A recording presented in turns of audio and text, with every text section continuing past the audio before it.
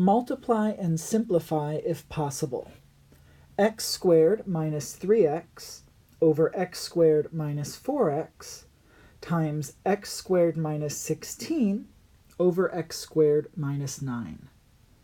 This is a multiplication problem, and just like any fraction multiplication problem, we can cross-cancel if there are any factors that are the same with the numerators and the denominators.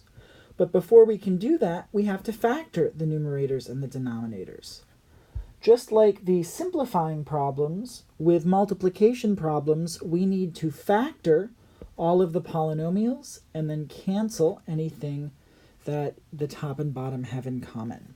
So let's do the factoring. If we look at x squared minus 3x, there's a GCF of x.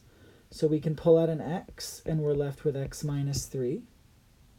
In the denominator, x squared minus 4x, there's also a GCF of x. So we can pull that out, and that leaves us with x minus 4 as leftovers. If we look in the second fraction, x squared minus 16 is a difference of two squares. So that factors into x plus 4 times x minus 4.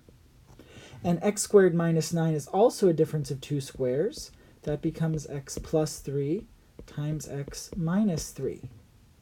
Now, if we look here to try and find any common factors between the top and bottom that we can cancel, those first x's can be canceled because there was an x in the top and an x in the bottom. We also see that there's an x minus 4 in the bottom and an x minus 4 in the top. And we can see that there's an x minus 3 in the top and an x minus 3 in the bottom. Once we cancel out all of the factors that are shared between the top and bottom, we're left with an x plus 4 in the top and an x plus 3 in the bottom. And that ends up being our final answer.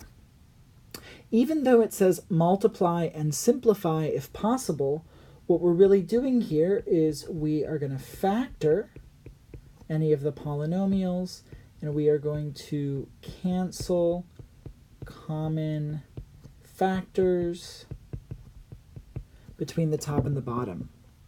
If we actually went and performed the multiplication in the numerator, if we took x squared minus 3x times x squared minus 16, we would have to FOIL that out, and we would end up with something that has 3 or 4 terms. The same would happen in the bottom. But to simplify, remember, we have to factor all of the polynomials. So it would be counterproductive to FOIL this out, because afterwards we would have to undo what we just did to try and factor it. So with these problems, even though the instructions say to multiply, what we really need to do is to factor and then cancel any common factors in the top and bottom.